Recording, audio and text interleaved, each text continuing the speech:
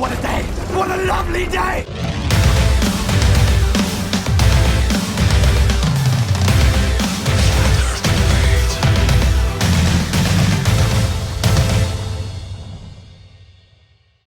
Welcome to Flat Earth Debate Uncut and After Show. I'm your host, Nathan Oakley, and if you are new to this channel, or you've not done so already, be sure to subscribe and hit the bell notification icon to keep up to date with the Flat Earth Debate. If you'd like to join the community debate, then go to nathanoakley.com and join the Flat Earth Debate forum there. If you'd like to support this channel, there is a super chat that runs alongside each of these shows while they premiere, and there's also a PayPal, Patreon, and crypto link in the info box below the video. Massive shout out to all of the people who have joined me thus far on Patreon. I really do appreciate your support. Now, we're currently joined by Paul, so I'll say a quick hello to Paul. How are you doing? I'm doing good. Very good to have you. I think I'll turn you up a little bit, though. I don't think you've ever been in one of the pre-shows before, have you, Paul? I've tried to get in, but I don't know if I really got to have much of a conversation because I'm usually kind of sitting off in the background, but I'm here for sure. Yeah, give me just 10 seconds. It's not that you're quiet, it's that my kid's iPad is so loud. Bear with me. Trust me, I understand.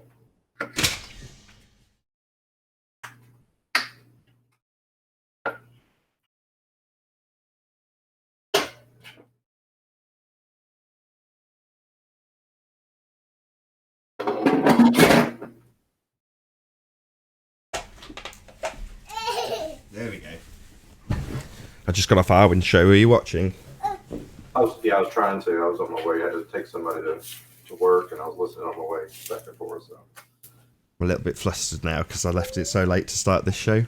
So I've kind of, you kind of do things and you think, have I actually done everything? I don't think I have. In fact, I know I haven't because there's the chat not flying by on the main page. What I've been doing in the past is just bringing it across whilst the show runs, just for convenience. And actually, it looks pretty terrible. I've looked back at it and I'm like, oh, that looks so unprofessional. Dragging it just really ruins the magic. Yeah.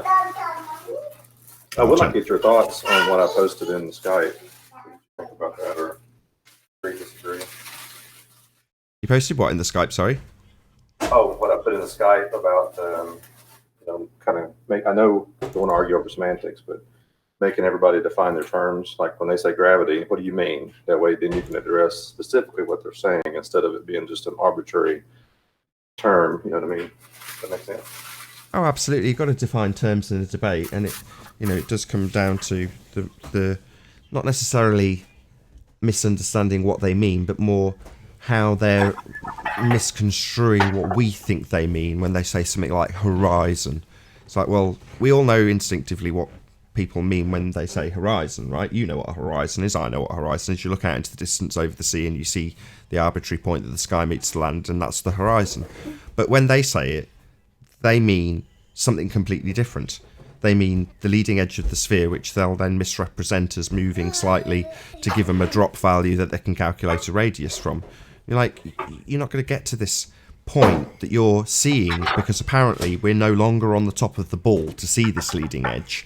We're actually leaning back on our heels to whatever degree makes sense in their model to look down at the horizon across the leading edge of the sphere that they presuppose to make it the leading edge of the sphere that they presuppose. You're like, this is nonsense and fallacious, but you have to really drag it out and point out that fallacy over and over again with someone saying, well, no, actually the horizon is the arbitrary point that the sky meets the ground. However, it's to be determined as the leading edge of a sphere by me doing the same bullshit I just described when presupposing it was the leading edge of a sphere. And round you'll go with that nonsense. Yeah, I agree 100%. I'm gonna have to step away just for a minute, so you may have to try to figure out how to fill the space, fill the void.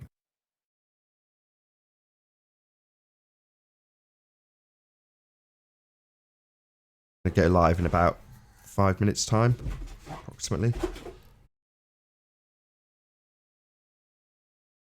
If you're watching this on Nathan Oakley 1980, this would normally be the moment in chat where I'm saying, please share the show to beat YouTube censorship.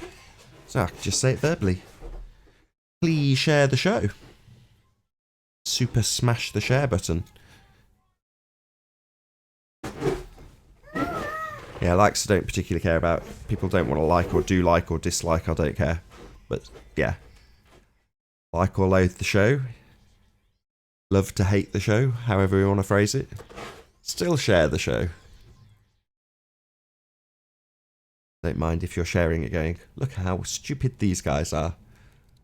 That works for me too, if that's your opinion. No problem, as long as you're super smashing the share button.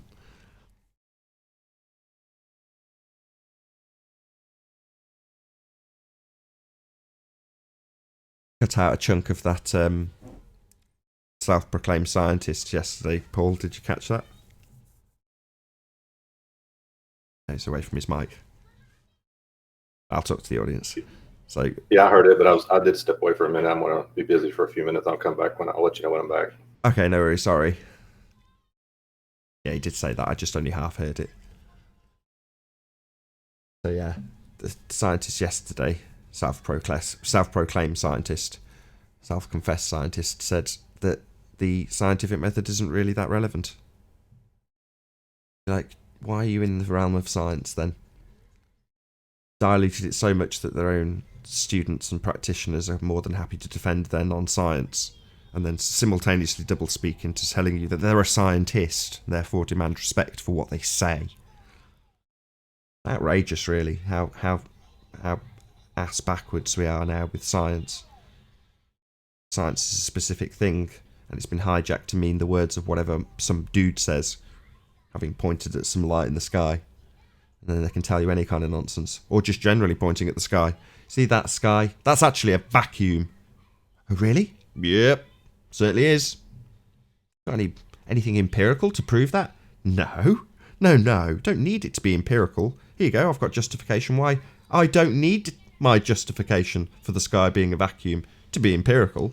I can just declare it. And look. See this badge here? What's that say? It says scientist. Yeah, that's right. They better believe it.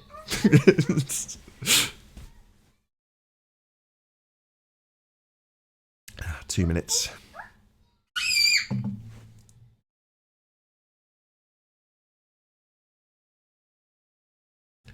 So in about maybe 6 weeks' time, maybe a bit less, these calm little moments before the storm will go out on the second channel. So in a moment, I'm going to go live. Hello, Chocolate.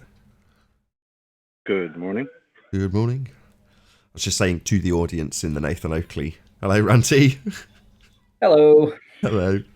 The typical schedule, as Ranty and I were discussing this yesterday, will be that these calm little moments before the storm, otherwise known as the pre-show, will go out.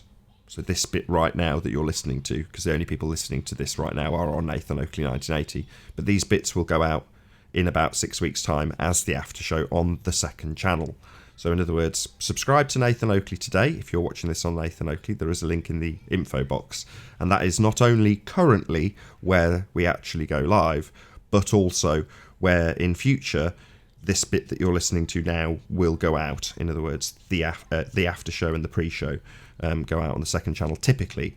And the slightly more clean, slightly less sweary live show goes out to the bigger audience. But as it stands, while these bits are quite tame, typically the after show, you know, normally gets a bit more heated and a bit more sweary because it's not live. And of recent days, I've kind of forgotten that.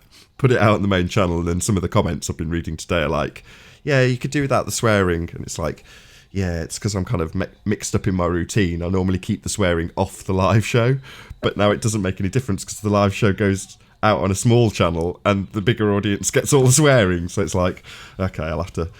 Well, I have an easier way. Go on. There's an easy way, Nate.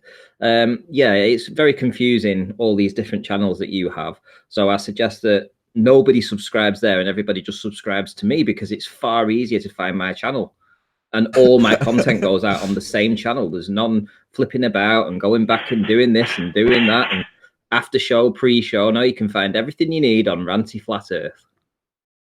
Indeed, that's very true. You can.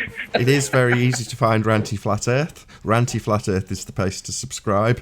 I'm sure if he's watching, you've got a moderator status in Nathan Oakley chat. You can spam your chat to your channel if you want now, Ranty. If you've got the chat up. Actually, yeah.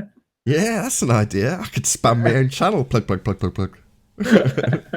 You know, it's too funny because Riley yesterday was saying that he was asking people to sub to him because he said Ranty's got all these wonky horizons, so you guys should sub to me. He was like, I've been here before, Ranty. I deserve more subs, so he's got wonky horizons, so sub to me. It was hilarious.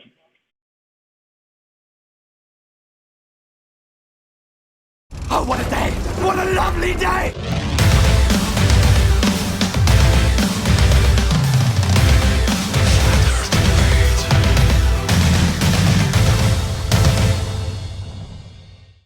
Welcome to Flat Earth Debate Live.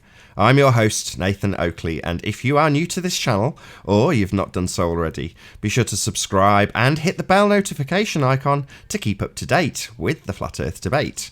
If you'd like to join the community debate, then go to nathanoakley.com and visit the Flat Earth Debate forum there.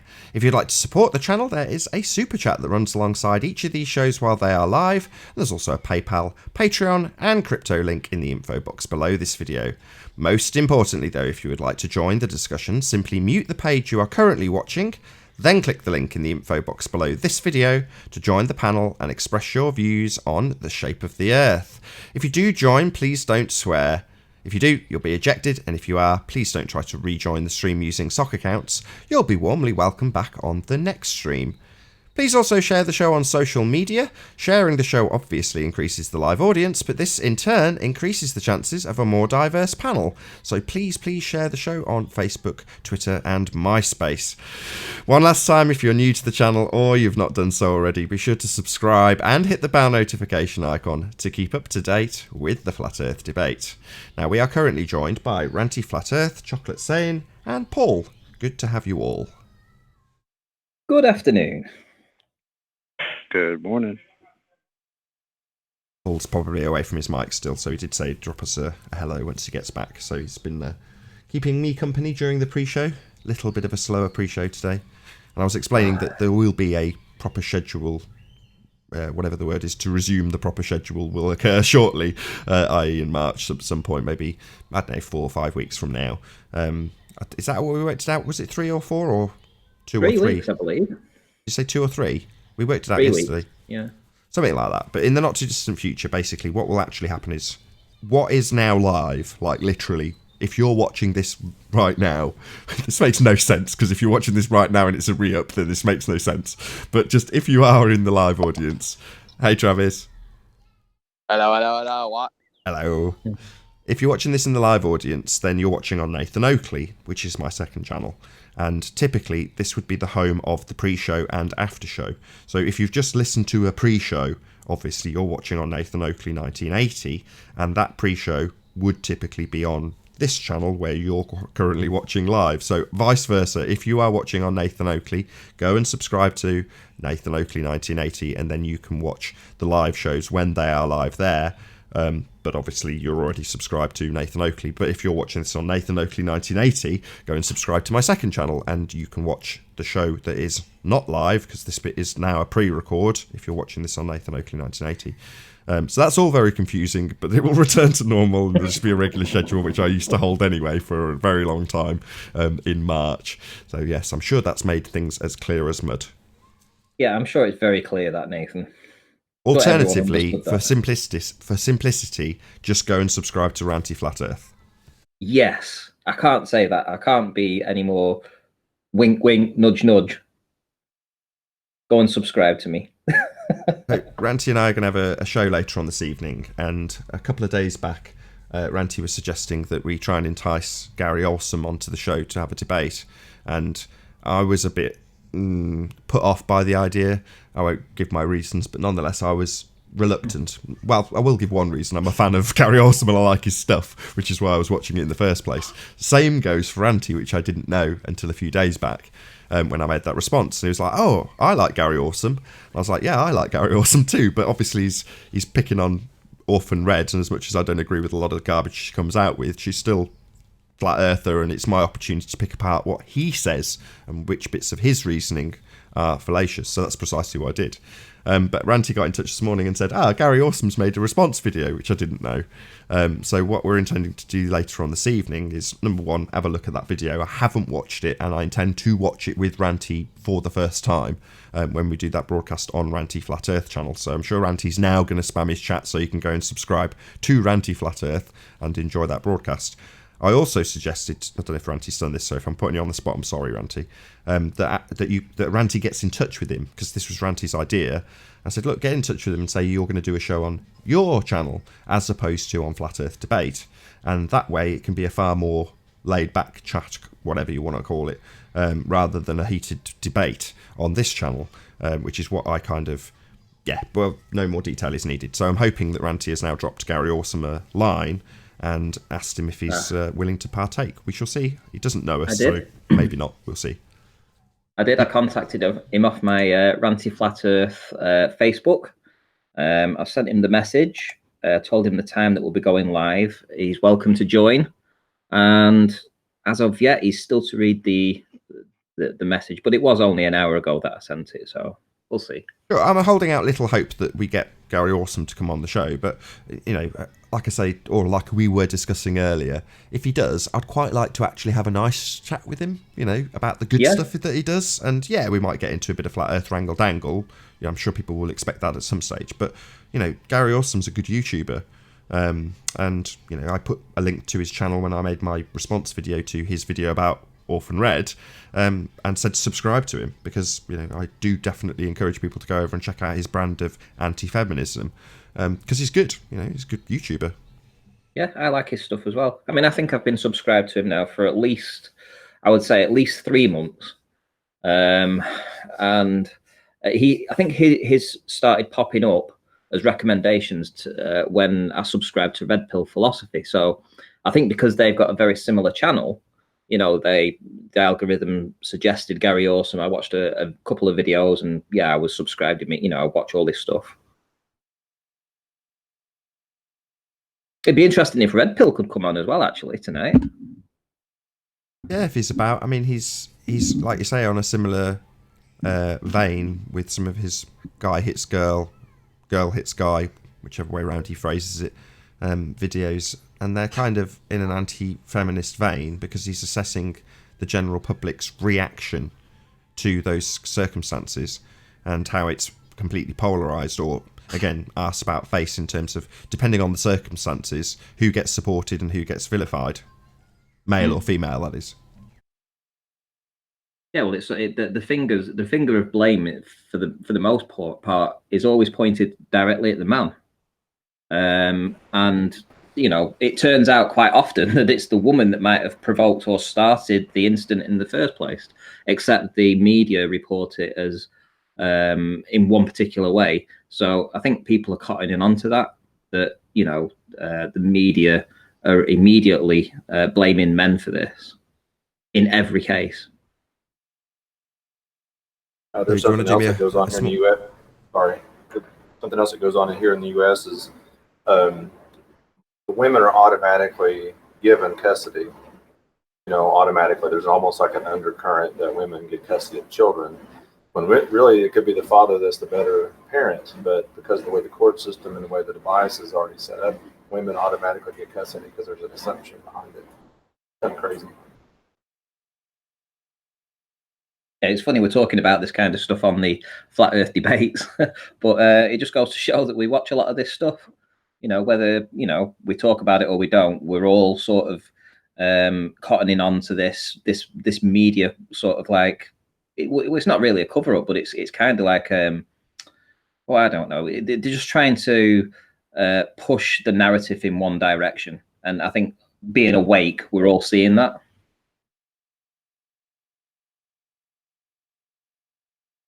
I think all of it is just an indication the whole system is broke, and we're finally realizing it. Yeah, wait till Flat Earth gets mainstream as well. Are we doing housekeeping, Nath? I was trying to get a link to one of Gary Awesome's videos, but for some reason they've changed the way the page works. It used to be that you clicked on the share button and it had a little button that just said copy link. Oh, there it is. It's just my page wasn't big enough. Okay, there we go. Hello. So, hey, Arwin. Good to have you. So, check it out. There's the first video I came across Gary Awesome from, which was called, I think it's something like, there we go, Confessions of a Land Whale. And it's a video with, I don't know these TV presenters. Philip Schofield's the guy who's the presenter on this show. And he basically critiques this fat chick and her excuses for being a fat, lazy chick. So there you go, check it out. I thought it was hysterical enough for me to immediately subscribe to the guy. So there you go, that's the video. Go and check him out. Go and subscribe to Gary Awesome. I'm not making any promises, but Ranty has got in touch with him. Hopefully Ranty will spam his link so you can hear our discussion about his response to me. We shall see what that's like. Yeah, that's my link. Watched it. I'll be going live tonight at 8 p.m. UK time. There you go. There's Ranty Flat Earth's link in the chat, so if you just want to go and subscribe to Ranty, you can catch that later on this evening. Shout out to Red Pill in the chat. Oh, is Red Pill in? Big shout out to Red Pill. He just did a video about the debate with Bob. Very, very kind of you. Thank you very much, Red Pill Philosophy. I really do appreciate it. Every time you do that, I have a huge surge in subscribers, so I'm really grateful. Thank you very much. Can't see Red Pill in the chat.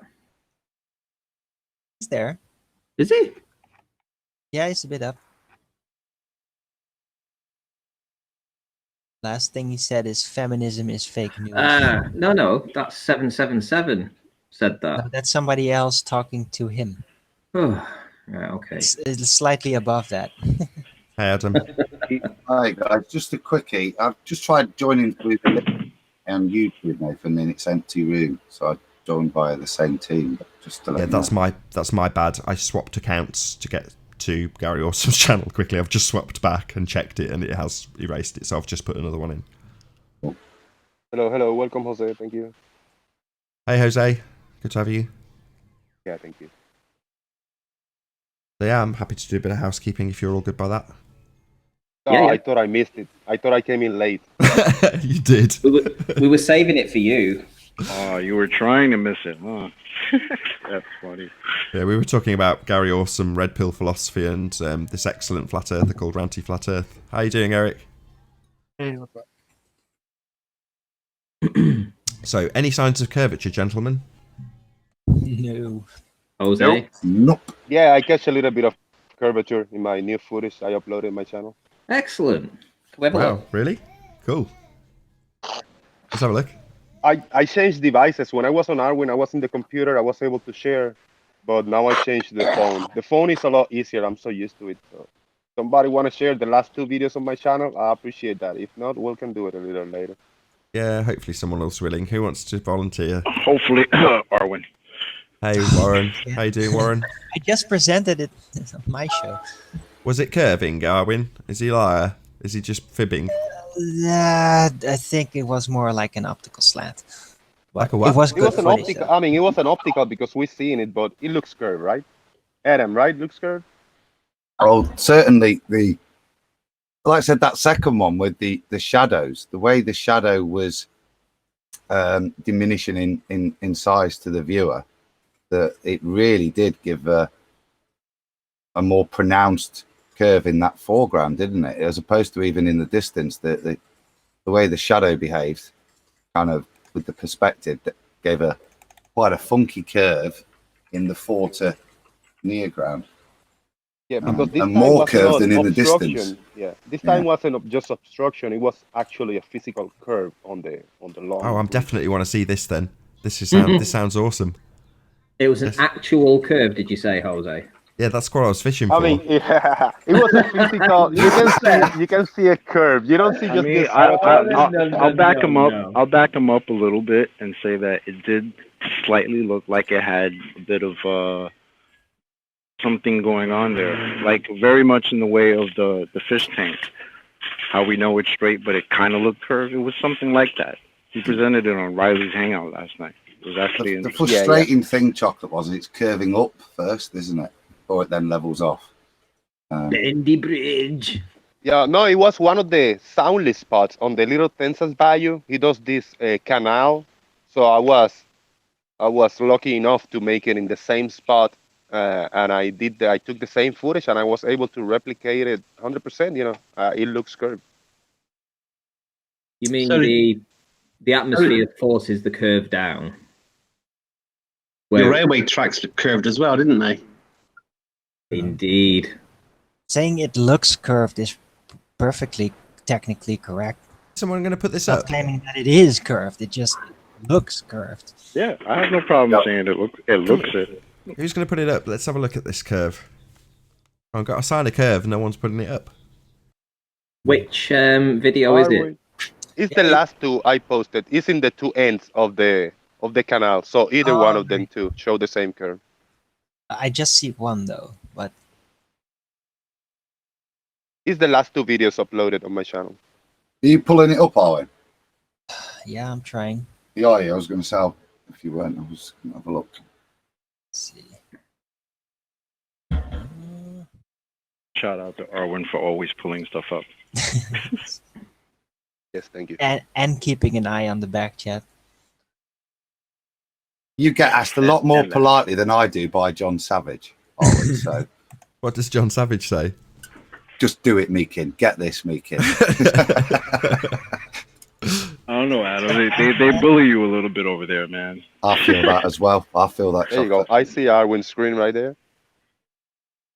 Let's not turn this into justice for Adam. Right, let's have a look. So far, rising up with perspective, pretty much of a muchness. Where's the curve? Is it a bit further on? Get a little better. Oh, okay.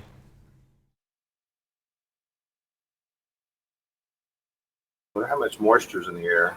Looks like quite Yeah. a bit from what I can tell. That's pretty misty. It was misty. It was a little hazy. Yeah, the weather was not on my side.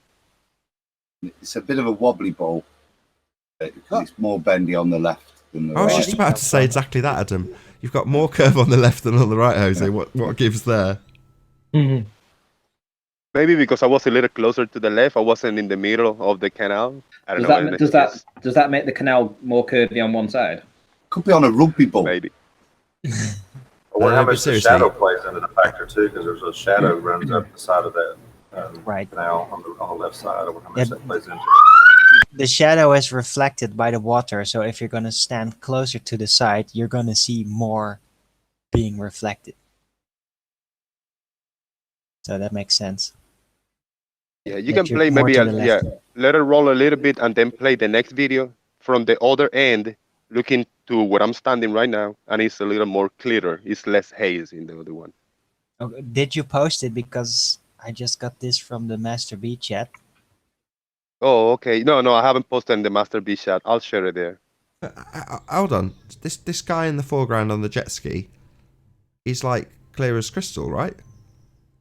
So, how far can this possibly be?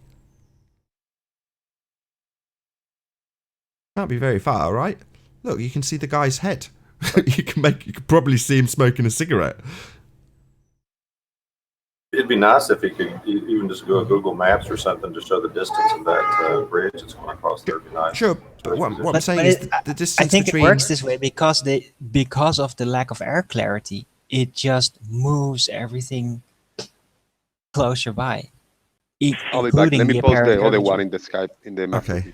we'll have a look at the other one as well. But what I was saying, Jose, was you've got this guy in the near foreground, while he's now in the midground, but a second ago was in the near foreground. Obviously, I appreciate you're zoomed in, but before you got to this point, it's just the effects of perspective. It's all rising up to the midpoint. You get to this point and you see a bit of curve, but then you're like, well, what's the distance between the jet ski? I mean, he's covered half the distance already. Okay, so the undoing of this footage, Jose, is the guy on the jet ski, because he's covered half the distance of this proclaimed curvature in about 35 seconds. So how far do you think we've got between here and that jet ski and then that jet ski and the bridge? Quarter of a mile? It's maybe a mile and a half to 2 miles. Right. Zoom out in a minute and you can see it. Yeah. Right, so what you're saying is there's extreme curvature at full zoom between whatever the distance is up to this zoomed point and then the next 2 miles. So we've got extreme curvature over 2 miles. I mean, this guy on the jet ski is now 2/3 of the way along that curve, right? He's covered 2/3 of your curve so far. It's only been in frame for about a minute and a half. Yeah. I will play the other one. Play from the beginning because it's zoom out in the beginning. The other one doesn't have a jet ski on. I don't know if that's going to help his case or not. He's using the curvature of the Earth for the momentum. That's how he's going so fast now. Oh, we lost it, Arwin. It's dropped. Yeah, I know. I'm going to present the other one. There we go. Excellent. This is from the other end, isn't it, Jose? Yeah. Yes. Maybe no 2 hours no curve, after. no I curve took the so first one. far. There isn't any curve in this one, is there? Yeah, same kind of effect at the end.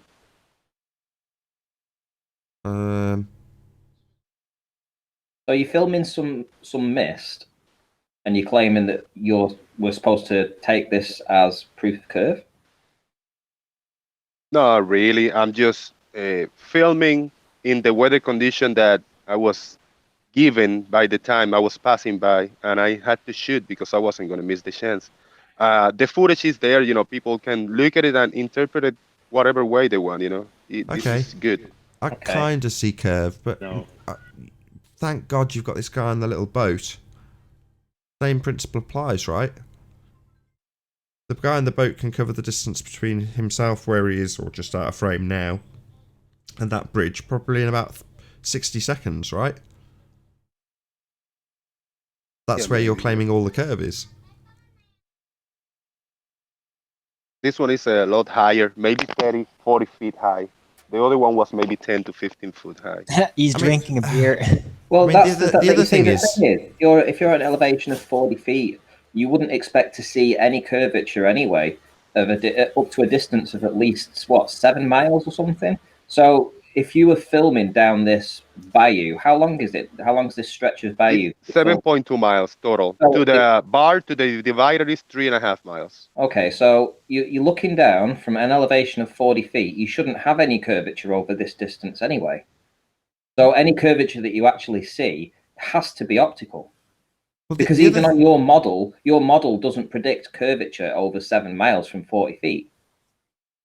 But Well, the to other be thing fair, I'd say, Jose Randy, didn't claim curvature. He Sorry, just said Alan, that was just curve. one more I thing. was just going to say, let's keep it real. Jose never said that this is curvature. He's just presenting observations because he said himself he doesn't want to go to the math. And that's the only way you get curvature.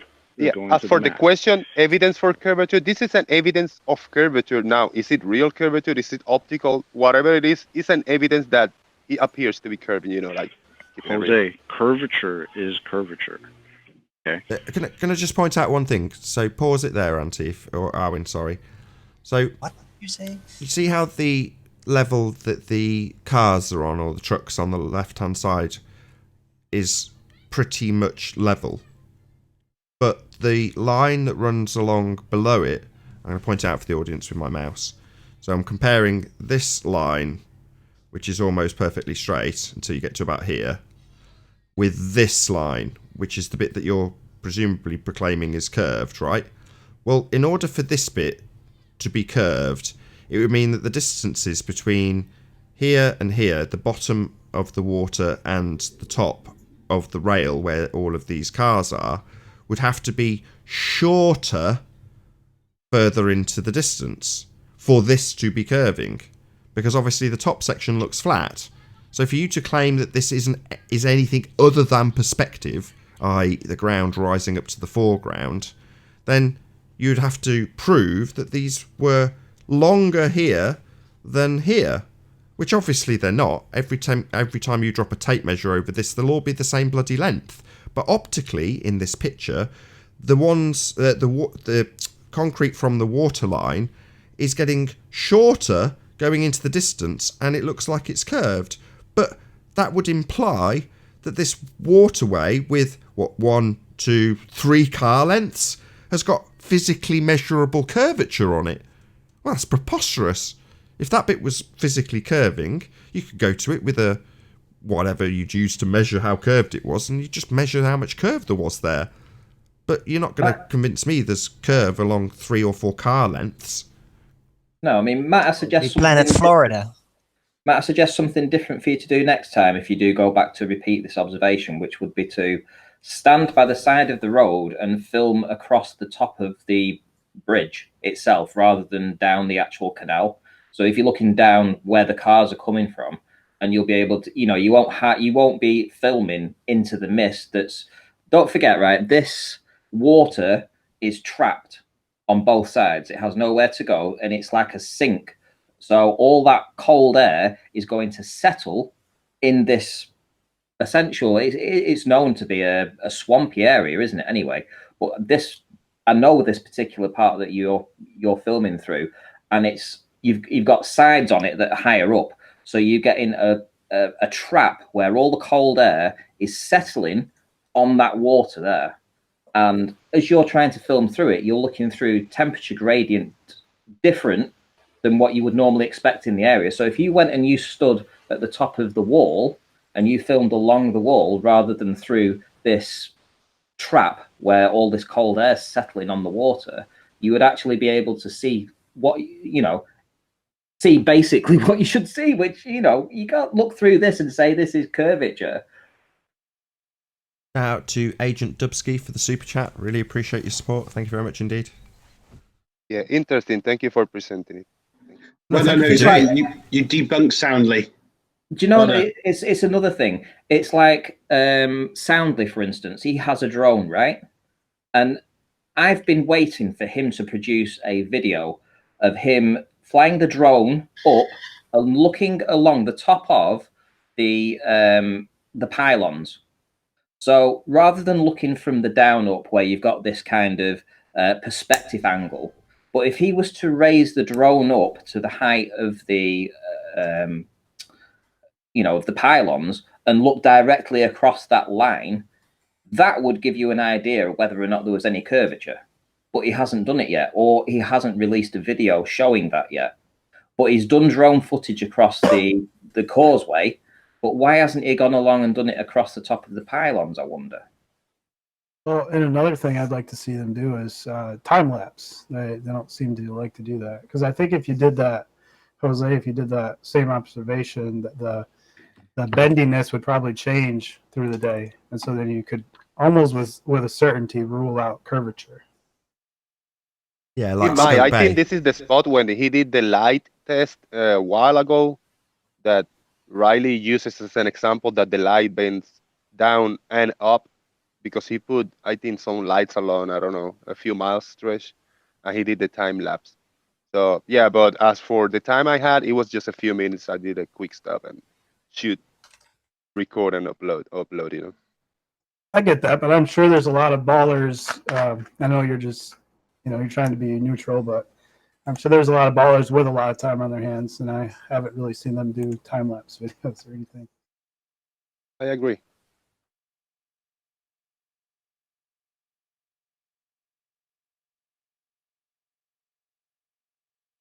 So yeah, that was my curvature, any sign of curvature answer for me.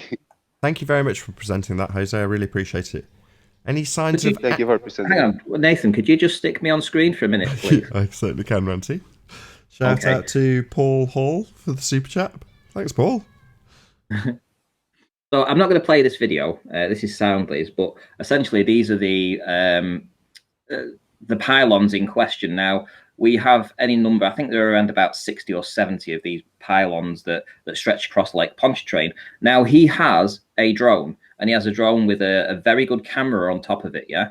But he only ever films from his P1000 or his P900 or his telescope zoom from this angle, which is essentially around about a third of the height of these pylons. So it's giving this kind of optical curve at the end where it all just becomes... you can't decide. You wouldn't be, if you looked at this area here, you wouldn't be able to say what that was. You couldn't say it was a pylon like you can here on the right, because they've all just blended into something. And obviously we've got the inferior mirage going off down here. But ask yourself, Soundly has a drone. He has put up perhaps 200 videos on his channel. Why has he not risen up to the height of these pylons, because they're all the same height, and looked across the top of them in a straight line? Why hasn't he done that? to show the curve going down. If that was what was really happening, because he has a drone, he's done it on Causeway. Why hasn't he done it here? Shout out to DMT Matrix for the super chat. Thank you very much for your support. I really do appreciate it. Also, shout out to what I think my conclusion on this, at least from my point of view, is I stand as I used to say many months ago, that Soundly is not manipulating the footage because anybody can go and replicate it with their own equipment and camera. So is it the angle? Is it an optical effect? Whatever it is, I mean, he's not manipulating the footage anyhow. So those people that claim he's using some kind of feeding or whatever device to make a curve is not that way. It's just but he's manipulating his words by telling people that it's actual Earth curvature instead of an optical effect. So he's playing himself. Sorry, I just want to read out the chat comment from Keyboard Warrior at Nathan Oakley. You can't legally fly a drone over pylons. Not sure how true that is, but there we go. Shout out to Keyboard Warrior. It's not over pylons. It can do it from half a mile away. It doesn't have to fly over them, but he can fly behind them in a direct line and just fly his drone up and look across the top of them. Doesn't have to be right next to them. He has a very good camera that will see that. Yep. You know, and the whole point is though we've gone past this apparent curvature. We've moved past this debate. I mean, we've literally gone through. I mean, Life is Short, for instance, the video he put out about how perspective can manipulate what you're seeing, right? And the work that we've done in the past year on this particular subject, you know, all this inferior mirage stuff going on here, you know, how light actually travels and gets warped and things like this, and what we're actually seeing. We've moved past all this. Why do you think sound is irrelevant now? Nobody really goes to his stuff. And I can't believe you've gone back to the Bayou and filmed that, because you are going to see this. This is what you see over water. You do get an inferior mirage. And if you're filming down something that's straight with an inferior mirage and this kind of optical effect, you'll always get this sort of weird kind of apparent curvature here. You're always going to see that, Jose. I don't understand why you even bother filming it, because you know what the optical effects are going to be. You've been on this debate long enough to know that this is what you expect to see. I go out and I film Barrow in Furnace. I don't expect not to film it and not see an inferior mirage, or film a boat going off into the distance and not see it actually start to get itself hidden behind the inferior mirage. I don't actually expect to never see that, because I always see it. So you're seeing this all the time. And if you're looking along something that's straight and flat, you will get this curvature like this. I mean, even Karen B, she did a video where she was looking through just a fish tank, and she had changed the density of the water in by putting some sugar solution, so sugar in the bottom, and the straight tank appeared to curve like this at the bottom, because she manipulated the gradients inside the tank, and that's all that you're doing. Right. Ranty, Change the density locally. Right. And this is exactly why people like Soundly are irrelevant, because he's telling people that his observations are curvature, when any of us flat earthers who can see it can know. We already know there's no curvature at 120,000 feet. So your little 17-mile curvature, that's ridiculous. And just you got your little globers who are going to hold on, the lemmings and the sheep who want to hold on to this little picture as your proof of curvature. But anybody with 2 brain cells can see this is not Earth curve. And but Chocolate, you're going to Neil deGrasse Tyson for your globe, you know, explanations. Why don't people go out with their own eyes and cameras and record it? You don't have to listen to Neil deGrasse Tyson for nothing. Wait. Who I'm going to? Explanation, right? Who I'm going to? Neil deGrasse. Who's the one that said you cannot see curvature from 100,000 feet? I've seen video where there's no curvature at 125,000 feet, 128,000 feet. Okay. So do I need him to tell me that? No, that's your guy, right? I don't need him to tell me anything. That's your guy. I don't need him to tell me anything. So your little 17 miles with curvature is ridiculous. To anybody with 2 brain cells can see that it's not curvature.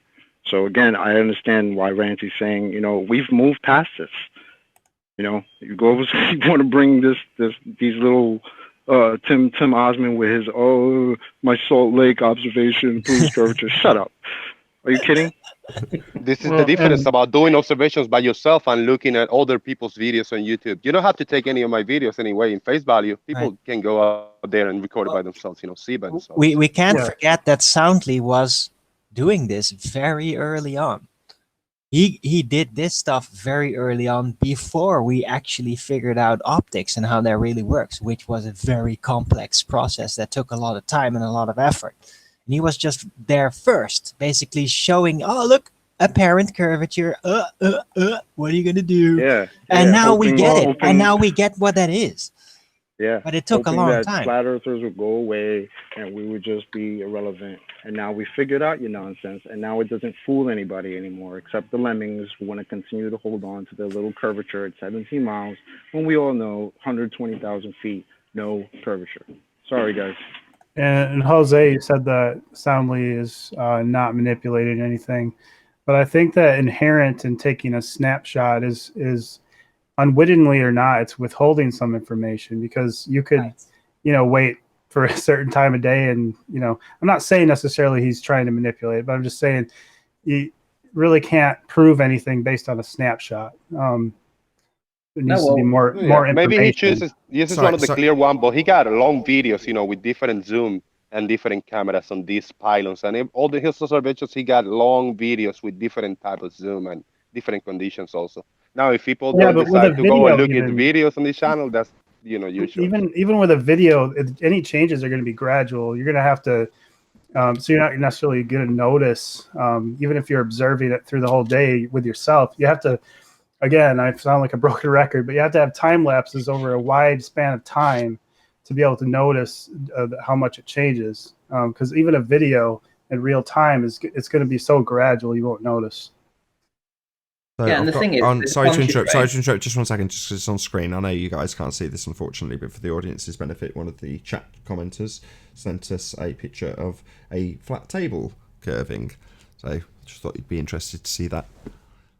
Maybe tune into the live streams if you want to see it. That's from Black Lightning. Yeah, the thing is with Pontchartrain, it's a swamp. It's a swampy area. You have a lot of moisture in the air, and we know how light interacts with the moisture. It's going to change its direction as it goes through this type of wet air. When you get a dry temperature, a dry day, a really warm, nice, dry, sunny day, you see for miles. I think these observations on both sides of this argument is basically we're saying you have to say really ultimately that seeing a curvature over the horizon is inconclusive, because there could be argument on both sides, and we because of that observational effect, it makes it so ambiguous. You can't really say 100% this debunks either side. You can't do that. So to me, it becomes inconclusive. But there should be other ways to do that. I kind of disagree. I disagree, because if it was actual physical curvature, you would just not be able to see that far ever. If he's got a drone, why doesn't he go 90 degrees on Pontchartrain and take the side view instead of taking it from a selective view all the time? I got a couple pictures. I'm gonna post it in Master B. It's not total side view, but I think I got a stretch of like maybe 7 or 8 miles in one shot, in a couple screenshots. So I'm gonna post a couple pictures of just still shots, and if somebody want to present them, you tell me what you see. And the reason I was saying what I was saying, though, is basically we've got to figure out another means by which to measure the curvature. I mean, it's ultimately, I always say there's no measurable curvature. You can maybe say there's an observational curvature or there's observational flatness, but there's no measurable curvature. That's would be my argument for that. The reason I said that. Ranty, you're on. Yeah, right, okay. So yeah, I mean, this Jose, you remember this image, don't you? Can you tell me what my elevation was above sea level when I took this image?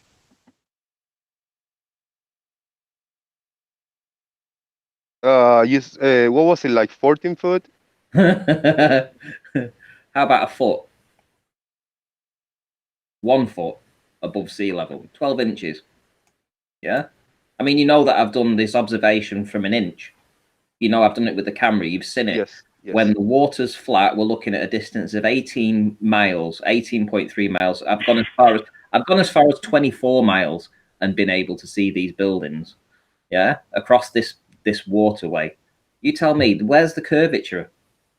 Because if it's looming, and you know that I've gone out looking for loom as well. You know that I've been able to debunk looming due to the post that's in the foreground. Shout out to Colin Turner for the super chat. Really appreciate your support. Thank you very much indeed. You know, this is a shore-to-shore observation, Jose. Shore-to-shore over 18.3 miles. From a foot. It's impossible on a globe model. Yeah, unless you believe it's looming. You know, and this isn't the only time that I've done this. I've done this dozens of times from the same location. Now, if we believe that the Earth is, this fluid, which is the water, is behaving like a fluid, it's obviously going to conform to the gravitational pull of the Earth, and it's going to curve. So water, when you're looking across it, you can't have flat water ever, right? So you're saying to me that this is a mirage, that all these buildings are a mirage. They're not really there. They've been loomed up from beyond this curvature. That's insane. Shout out to legendary looming non-standard refraction hyena.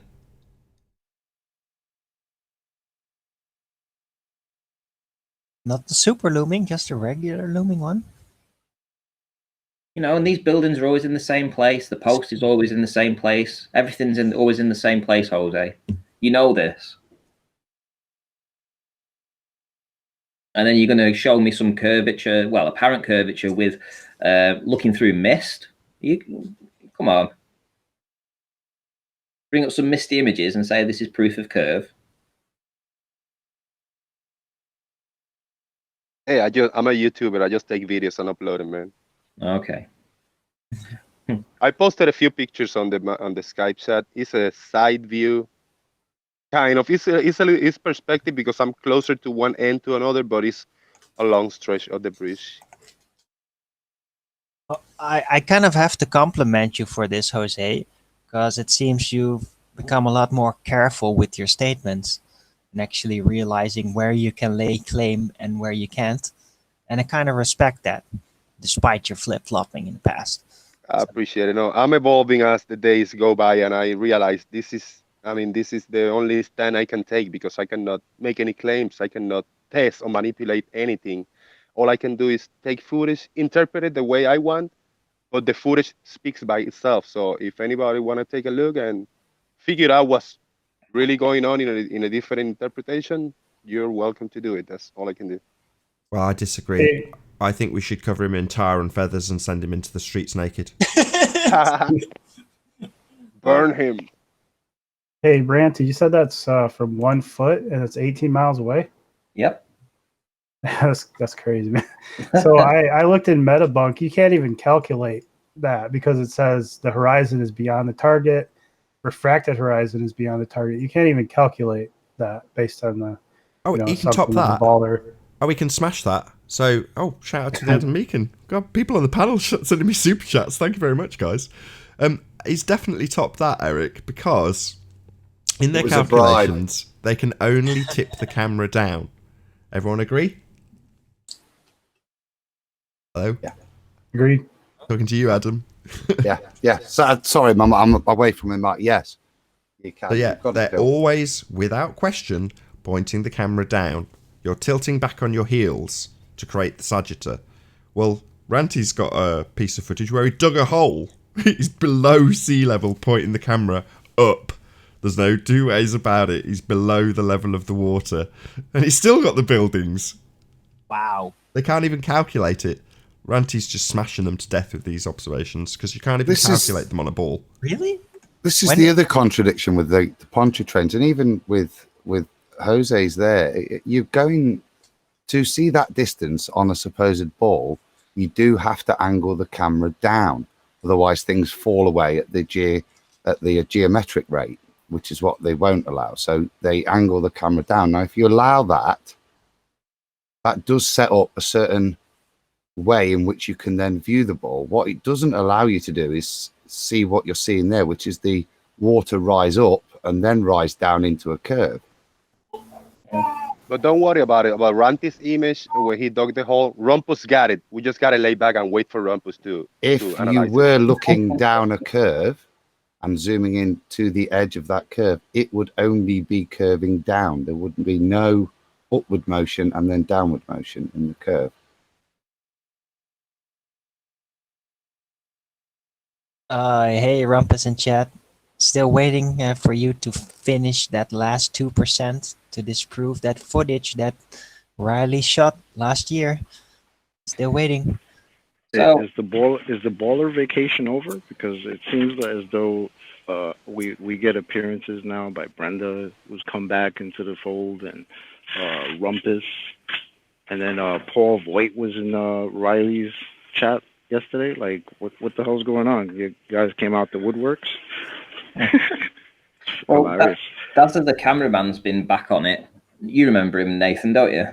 I've never had any interaction with Does the cameraman. The only thing I know about him, because the first I heard of him was when Anthony played a video with him, Anthony, or Sleeping Warrior, and Does the cameraman having a discussion. I didn't know who it was until at some point during the video he explained it, but that was recently. The only other time I'd heard that name mentioned was Anthony explaining that Does the cameraman had told him that you must use the refracted hidden value. But other than that, I have had no interaction with him whatsoever.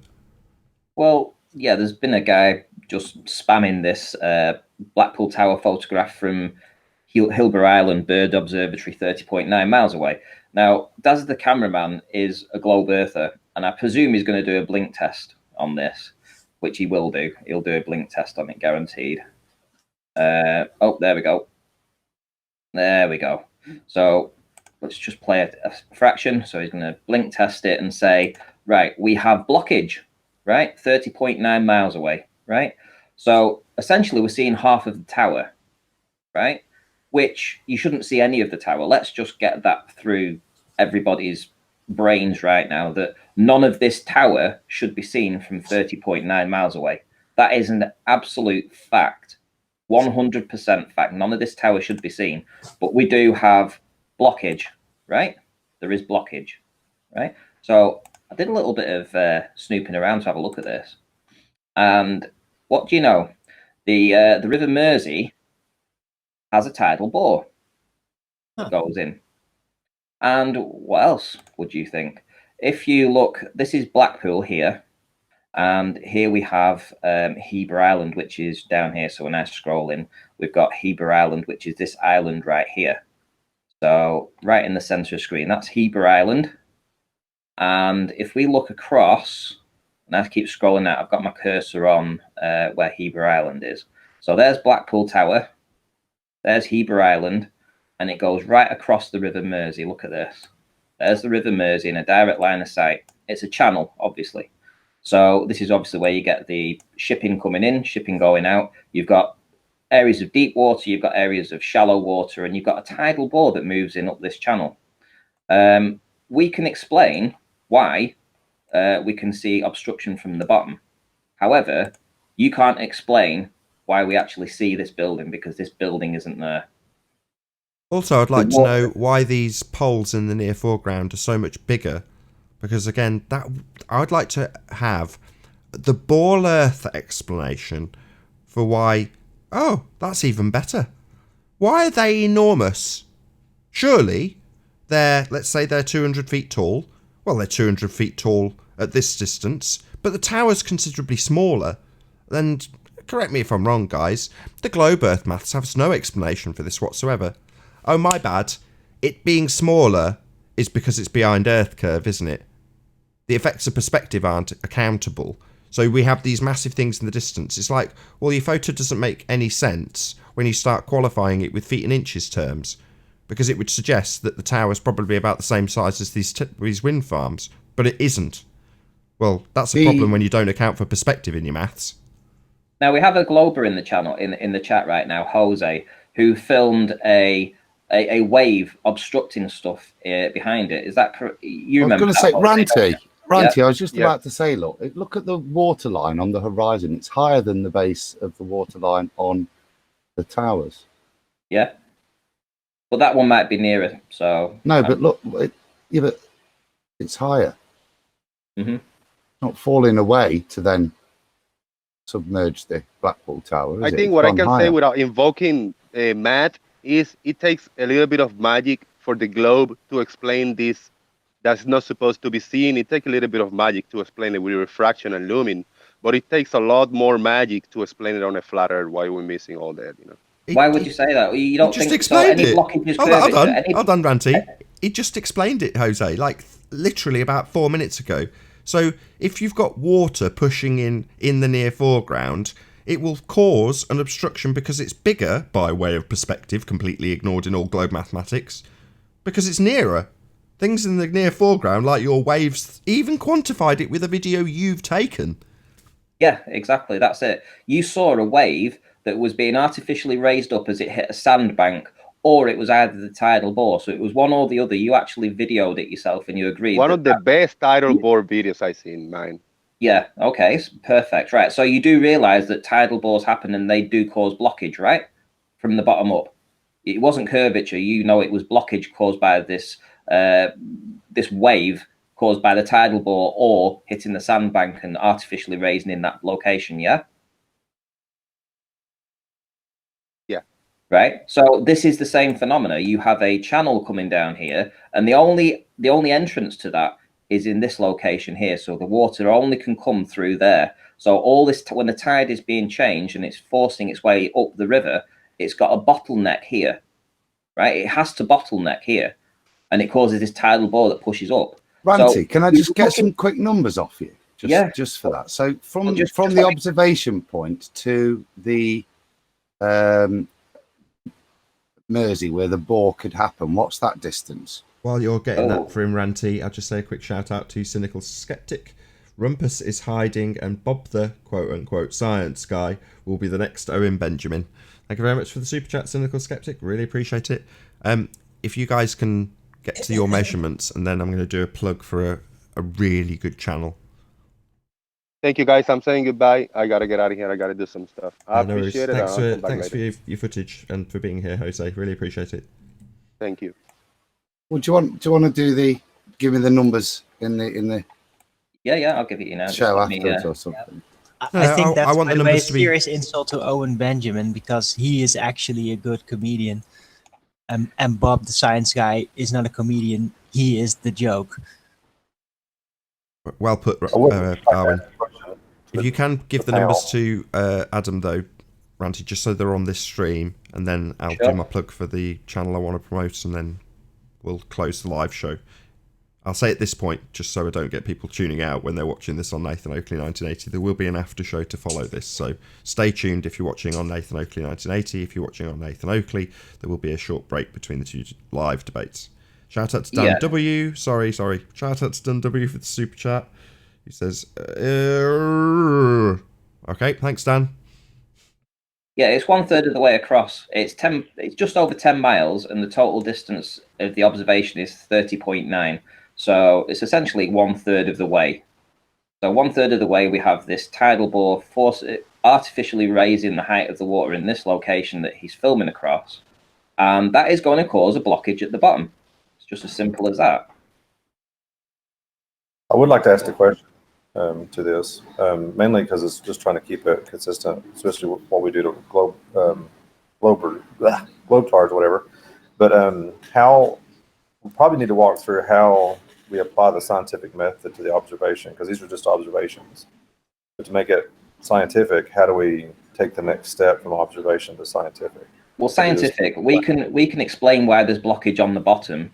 The only thing that I would say is that you cannot see this tower on your model. Your model says this tower should not be able to be seen from this distance, right? That's a demonstrable fact. So the only side that needs to answer the question is the globe Earth, not the flat Earth. How much of that tower's been obstructed there, Ranty? Half of it.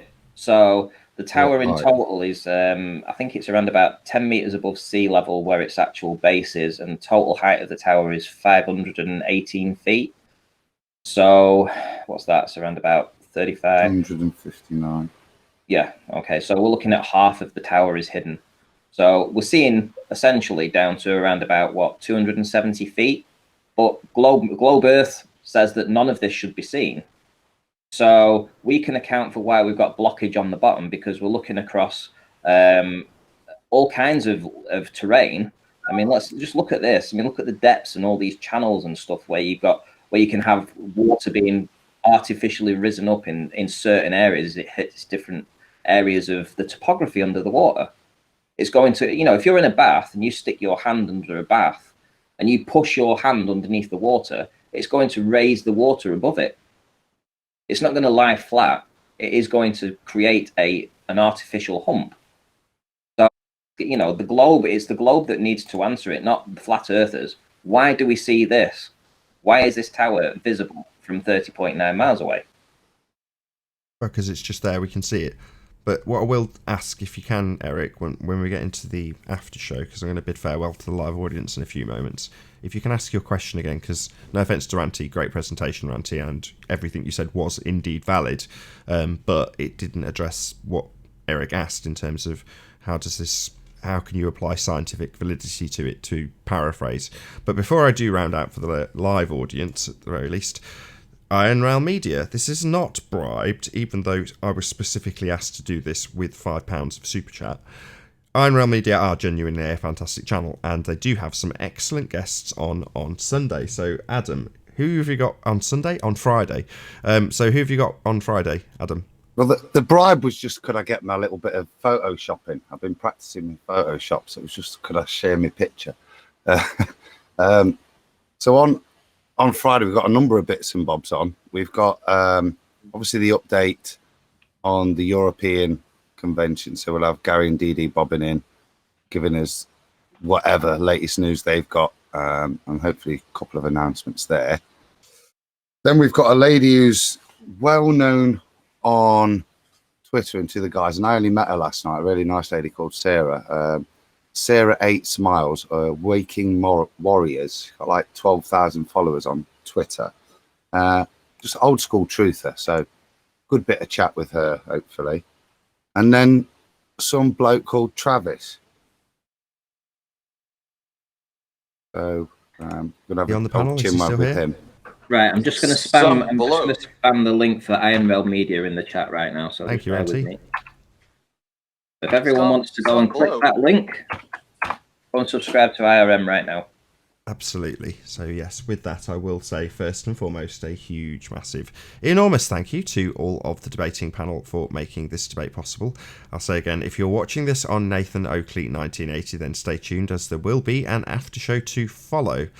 Also, if you're watching live and you need something to do in the gap, then go to nathanoakley.com and join the community debate forum to keep up to date with the community Flat Earth debate.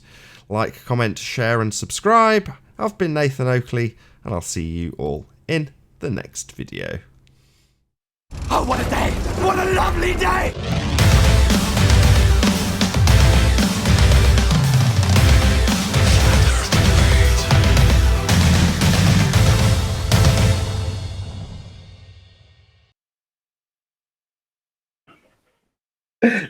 Am I the only crazy one who wants Rumpus to come in? Actually, I can't do with it. I've got a headache, man. I mean, he'll just trigger me. Yeah, I know. Just for like old times' sake, like, I feel like we haven't heard him on here in so long. He just said if you move your hand underneath the water, it doesn't change the height of the water. Well, if you moved it slow enough, he's probably right. If you moved it very, very slowly, you could get your hand to move underneath the water without it displacing any water upwards. However, if what he was to say is actually in any way valid, you wouldn't ever have anything splashing. You wouldn't have anything ever other than completely flat water. You know, nothing moving through it would ever displace it upwards ever. Well, that's complete nonsense. No. You know, if you lift, you're right, Ranty. If you just get your hand and scoop up some water, you've obviously got to scoop it up, haven't you? Well, there's going to be a point where your hand's still under the water and you're pushing some water above the level that it was before, and that, by definition, is what a tidal bore is. So he's essentially denying a tidal bore. Well, that's what a tidal bore is, right? I know. It's like, I just asked him, I said, are you insane? Because I think he repeats himself with the utter stuff to make him feel better. I think saying utter is like his own mantra. It kind of like calms him down in some way. Well, have you tried it? It's actually kind of therapeutical. Therapeutical? Yeah. Utter. It's therapeutical. Right, I'm going to answer. I want to get this in because otherwise it'll get lost. It was Eric that asked about how do you validate the cause of the effect, or was it Paul? No, that was Paul, I think. My bad. So, well, the answer. I mean, you have to try and formulate it into a hypothesis with a null and an alternative hypothesis. So, the question then becomes: can you isolate all of the variables so that you are left with a single independent variable that causes that effect, or not? Can you isolate it down to just one thing that causes that to happen? Yeah, that was what I was driving at there. And I don't think you could ever isolate all the variables in the atmosphere. Right. I mean, you can attempt to, though, right? You can set up your apparatus and declare that you have isolated the variables to cause that effect. You know, it's potentially possible. You might be able to narrow it down to only one variable that causes that. And if you verify it, that every time you have that specific variable, you will have the phenomena that you describe. But, you know, whether or not you could actually do that, I don't know. I think it would be too impractical. Yeah, I mean, to really get an observation, I was just thinking about this as you were talking about it. If you want to remove the atmosphere as a variable, you really would have to create a vacuum between where you're standing and the location you're looking at. That would remove the atmosphere as a variable. We can completely remove it.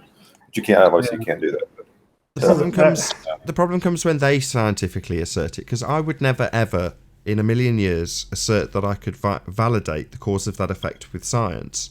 I just don't think I could do it. And I don't think anybody could do it for that matter. The problem is for Globers is they assert science. So they've basically gone too far. Science starts off as an empirical method to prove the cause and effect. And then they see that that's quite limited. Sometimes you can't isolate all of the viable variables that you've got to give you an independent variable. Well, all you end up with that after the fact is a model that you compare to it, a correlation rather than a causation. And we all know where that ends in terms of actual empirical scientific validity. Well, it isn't scientifically valid. So that's unfortunate. But what the globe heads have done is gone, well, we have this empirical method, this thing that does prove things. If we can just convince people that what we say is science, in quotes, then at a base level, at an instinctual level, they'll believe that we've proven what we claim. So you look at a phenomena, which that is. Yeah, you've got a phenomena, right? Well, isolate the independent variable that causes that effect, and then you'll have proven the cause of the effect with science. But you don't necessarily need to declare science. And when they declare science, they say it's scientifically proven that that is cause and effect, science, by Earth curve. Now, when they declare that, they're basically stating that the cause, in this instance, of that phenomena isn't water being risen up or something that you could vary. It's the bloody Earth being a sphere.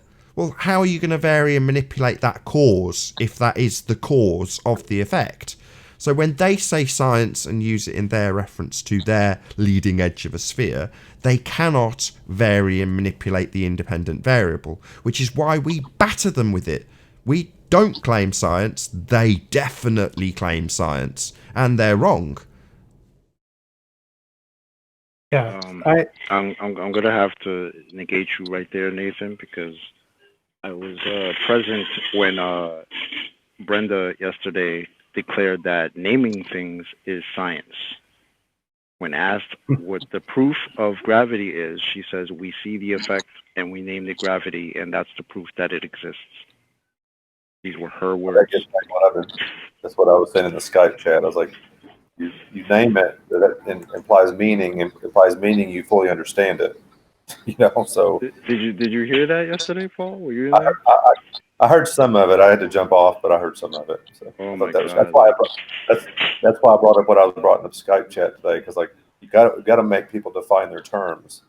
Because if you can't, I mean, I'm not saying you get into semantics. I know Jose was getting on to me about that at the Skype chat, but if you can't agree on the term and the definition, you can't have a true, meaningful conversation. You know, if I don't say conversation means the same thing as you mean conversation, then if I say conversation, it means a blue bird out the window. Everything starts to break down at that point. So, yeah. anyway. And then what are we supposed to do when Globers want to tell us naming that bluebird a bluebird is science? Like, are you kidding? Oh my god. I've got a question for you guys. Go for it. This is a bond, by the way. I scuba dive, and I've always wanted to scuba dive in higher elevation. You know how there's mountains and there's lakes or lagoons or whatever. And the thing with scuba diving is every 33 feet from sea level, you get 1 bar of pressure. So if you go down 33 feet, that's 1 bar of pressure. You go down 66 feet, that's 2 bars of pressure. And there's this thing called the bends, where if you go up too fast from scuba diving from a certain depth, you can get the bends because I think it was the nitrogen in your body can't. If you go up too quick, it's not good. It's just I don't know the scientific details, but when I'm looking into diving in higher altitudes, do you think that the bar of pressure is the same up there? Because what it is if you're 1 mile up, like on a mountain, that's 1 mile up, and you go down 33 feet of water up there, the pressure is 0.8 instead of 1 bar of pressure. But you go down at the surface. But when you go down to 33 feet, it's you got 1.8 bars of pressure. So you get an increase of 125%. So gravity can't explain the pressure differential at those different elevations, right? Or am I just thinking of it the wrong way? Well, gravity can't be proved, so yeah, I know the game already. But I'm just saying, as a globe trying to talk to a glober, it wouldn't make sense, right? It's just the bars of pressure should be the same, regardless of the elevation. Well, this is the word gravity's come up, so I'm going to apply my principle. What do you mean by gravity? Define gravity. What the globers define as gravity. I mean, how would they define gravity? Probably. Well, that's the thing. Are they using Newtonian's law of gravity, or are they using Einstein's theory of relativity? Because don't they have to use the Einstein one, because that's the one that superseded the Newtonian? True, but the funny thing about gravity is the Newtonian law of gravity is based on force. Einstein's theory of relativity, gravity doesn't use force, so they're kind of the opposites. See, when I look space-time. Yeah, when I looked up the definition of gravity back in when the original usage of gravity was basically heaviness or weight. So in a way, gravity would explain what you're seeing. But if you change the definition to mean curvature of space-time, which means, like I think Riley was saying yesterday, then how does slowing of time increase weight? Or how does mass attracting mass increase weight or cause weight or whatever? So you begin to kind of becomes ambiguous at that point.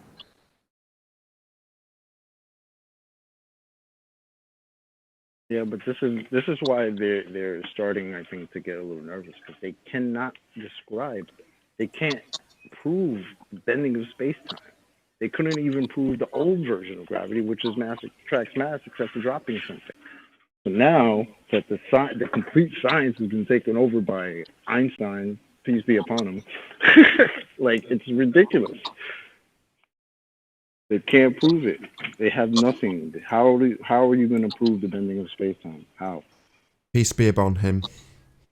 Peace be upon him. Riley was killing that yesterday. Remember, it's sacred. If you speak against it, it's blasphemy too. So careful. Yo, Riley was killing me yesterday. Every time he said Einstein, peace be upon him. Peace be upon him.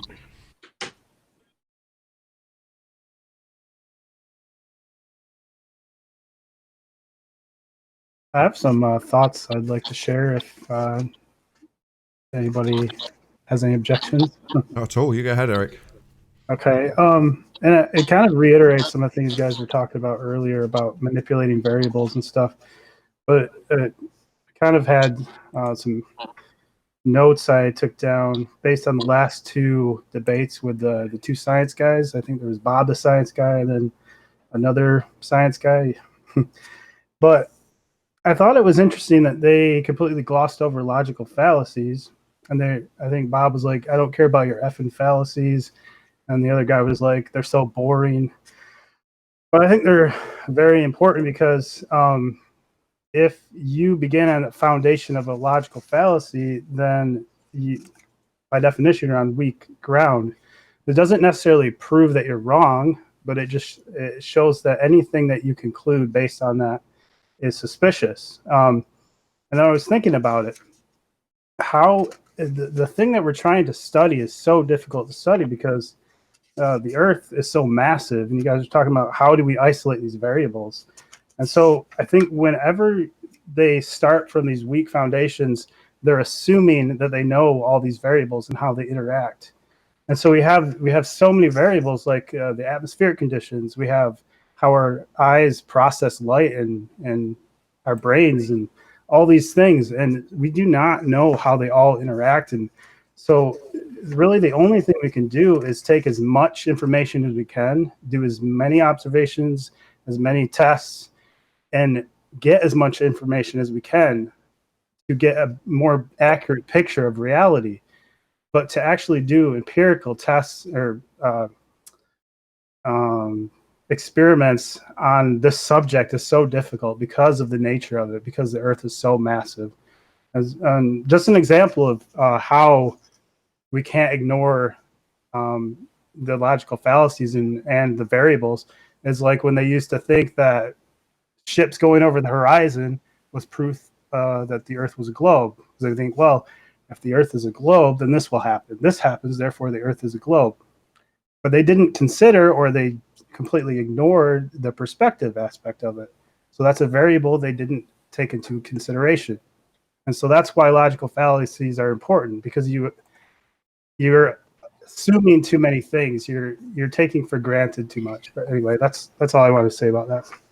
Well, along those same lines, the first law in logic is the law of non-contradiction. A can't be non-A at the same time in the same relation. If you don't start there, I mean, empirical science cannot be done. I kept thinking it's funny when we were talking. That's why I brought up the open and closed system. You're saying, if you say in one breath that Earth is a closed system, and the next breath say it's an open system, that's a contradiction. It can't be both. Yeah, it has to be one or the other. And as long as you keeping that ambiguity, it creates an ambiguity between two opposing things. Nothing can ever be concrete. And I think actually relativity, I think that's funny. It created a whole realm of everything being relative. As long as it's at a certain position, certain relationship, certain speed, and then it gets into moral relativity, and it just starts to begin to everything starts to become ambiguous. And then how can you in a quantum state? Yeah, exactly. But I mean, go ahead. Oh, sorry. May I do a quick demonstration? It's similar in regards to what this topic is that you guys been talking about too earlier. And I'm going to screen share. And okay, so if you see these two squares, I'm telling you that one of these squares is bigger than the other. And can you tell me which one? The only way I could do it is by measuring it. By looking, it might not be observationally relevant, but I can measure it, determine if it is or isn't. So just by observation, which one is bigger than the other? White one. The white one. The answer is they're exactly the same. I just lied to you saying that one is bigger than the other. So that right there, you're already on the track that one isn't bigger than the other just because someone told you, right? But if I actually showed you and proved it to you that they're actually the same and not necessarily and this is it. When I created this, they're exactly the same size, and you can see that. Do you guys still see the same picture or a different picture? No, it's still the same. Well, obviously, the white one in the middle. So I'm going to show you the one where it shows you this is they're exactly the same size. All I did was lie to you at the beginning, saying one was bigger than the other. So which one is bigger? I saw this. Yeah. Go ahead. Sorry, go ahead. So, anyways, that's just it. Is people can be easily persuaded to be seeing something and being told that what they're seeing isn't what exactly they're seeing. They just state one thing and saying, "Hey, this is this," and you're gonna be like, "Okay, so then that would mean, well, one is bigger than the other." So that's it. But people won't stick to like they're both exactly the same size if you had to choose between one or the other. Another interesting thing about that picture you got is that we even assume that there's a square in the middle or rectangle or whatever, because it's all white, and so it's connected with the rest of the picture. Oh yeah, that's true. Even an assumption there. Yeah. But even the nature of your question puts an idea in your mind. Instead of you saying which one's bigger, if you just said what do you see, those two questions kind of push you in a certain direction. You know, like if you go, what do you see? Then you can just, okay, I see two boxes. You know, you can say, how big are they? Then you can start measuring it. But if you say it's one bigger than the other, you already pushing someone into a certain direction. Yeah. That's the pop. Now, a question can even do that no matter what you do. You know, just a more dialogue. I thought they were both the same. I didn't trust you. That's a good thing. I mean, well, that's the nature of our panel. We don't trust much anyway. But there's also the reverse argument, which is to say that just because somebody strings together a fallacious set of reasonings, so in the case of maybe the affirming the consequent, one or other the individual statements might be true, but just because you've drawn the conclusion that one thing is true using another self-evident truth or example of a demonstration. So, for example, you just have to trust me on this. I'm not going to turn my camera on and show you, but I've got a black leather sofa, yeah. And if I say, I've got to disclose that for this to make sense, but if I say I take a bottle full of various different types of liquids and I throw it off a building, they'll mix together, and therefore I've got a black sofa, right? Now, obviously, that's completely fallacious reasoning, but either or of those two statements might very well in isolation still be true. So yes, you chuck a bottle off a roof and it does mix together, and I do have a black sofa. But for me to assert that I've got a black sofa because I've thrown this thing off a building and it's not mixed or mixed together is fallacious reasoning. But if I'm only trying to prove that I've got a black sofa, it doesn't mean that I haven't got a black sofa just because I've used fallacious reasoning. Now, the reason I bring this up is because at some stage yesterday, had we have let him and he hadn't run away, Tim Osman had also mentioned the fallacy, which is to say just because somebody's used fallacious reasoning doesn't necessarily mean that the statement they make at the end is untrue. Yeah.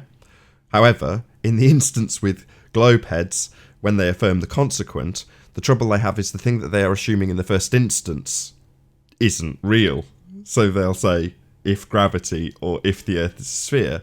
Well, that's not a self-evident truth like a black sofa. Do you see what I mean? In other words, they don't just affirm the consequent, they also beg the question. So what they technically do, although it's too long to say on the shows, is they have an affirming the consequent, begging the question formal logical fallacy, which is to say that they not only say if P then Q, Q therefore P, they also assume their outcome. So they say if the Earth is a sphere, well, that's the very thing they're trying to prove, i.e. begging the question. Then we will see shorter distance of travel from point A to point B. We do see shorter distance between point A and point B. Therefore, the Earth is my begging the question fallacy. Do you see what I mean? Oh, yeah.